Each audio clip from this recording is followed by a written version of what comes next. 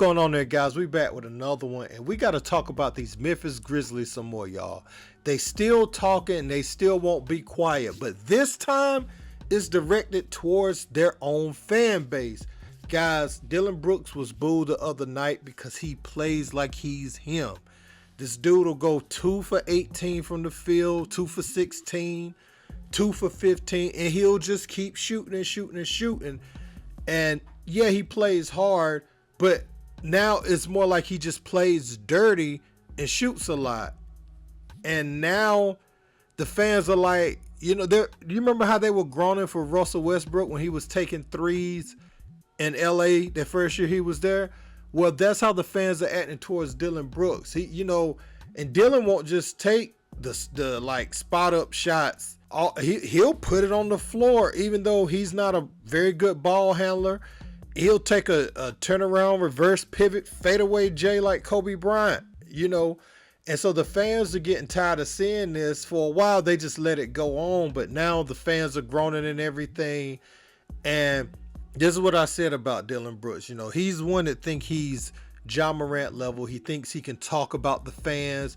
He thinks he can talk about other teams that he may end up on. He may end up in the locker room with these guys very soon because, for one, they're trying to see if they can acquire OG Anunoby before the trade deadline. And they're also looking at Mikal Bridges after that trade from Phoenix involving Kevin Durant. So I don't know why he is acting the way he's acting, as if he's penciled into the Memphis Grizzlies' future. You would think that if another player was going to talk all the time on that team from a talent perspective, you would think it would be Jaren Jackson Jr., but nope.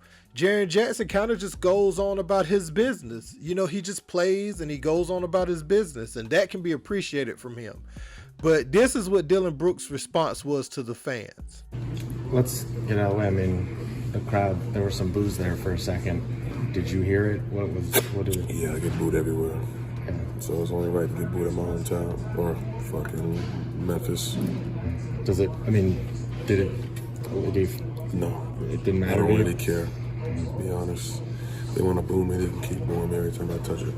Ja has subsequently tweeted a bunch of stuff kind of saying, like, in support of you, essentially. I mean, you've obviously, the people in this locker room are still very much, you feel very much connected to them, I assume. Yeah, for sure.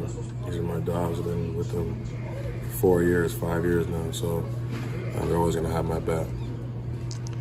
And so the tweets that reporter was alluding to was these two right here. Ja tweeted, "Real ones don't boo players," shaking my head. And then he put, you know, under that, "Forever with you, 100. And Ja turned his comments off after he tweeted that. This comes just a few days after he spoke on the Indiana Pacers incident and said that he will no longer be responding to anything to do with that, and he won't be responding online. And you come out and the fans aren't booing you, Ja. They're booing Dillon Brooks for thinking he's Kobe Bryant. And that's fair. They pay their money. They buy your jerseys. Shoot, they pay your salary. They do all of these things for you, right? Well, I mean, they contribute to it. They don't totally pay your salary, but, you know, them buying merch, them attending games, they are one of the many things that make it all possible, right?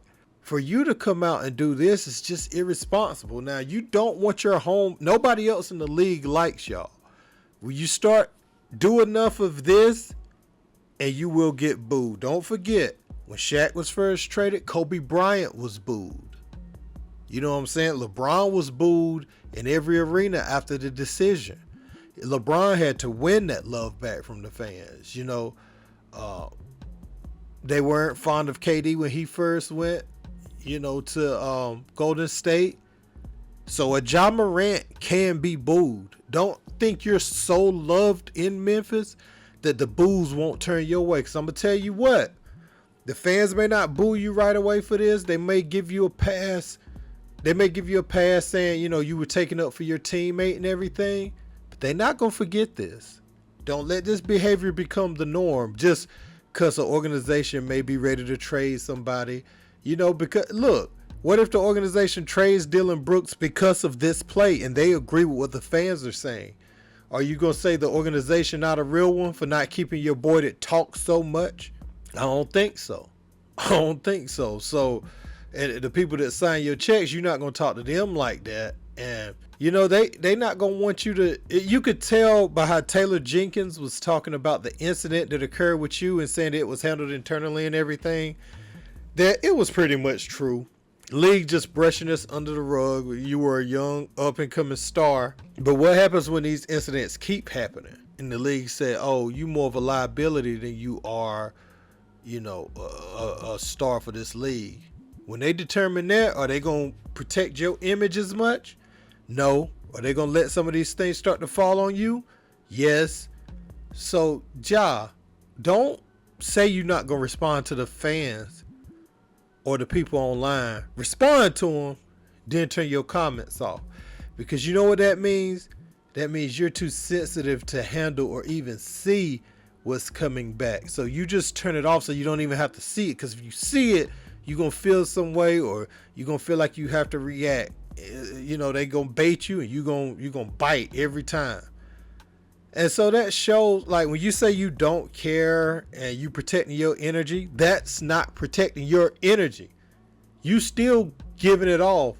And now they can formulate their opinions about you based off this. And don't think they're going to forget this. Now, they're going to give you a pass. You know, you the franchise type player. They don't want to lose you just yet. But, yeah, this wasn't wise, man. Going down that rabbit hole with Dillon Brooks. You know, he's been making dirty plays and everything, and he's been thinking he's a mainstay, this, that, and the third. He runs his mouth, and his game doesn't support his talk, you know. And they tired of that. They just had to humble him. Like, this is what you really are, dude. You not all that. And for you to come out and say that to these fans, as much as they love you, as much as they got your back, while the rest of the league can't stand you, I think it's unwise, you know. I think it's unwise. But, hey, man, let me know what you guys think about this. Don't forget to like, share, and subscribe, guys. Until next time, peace.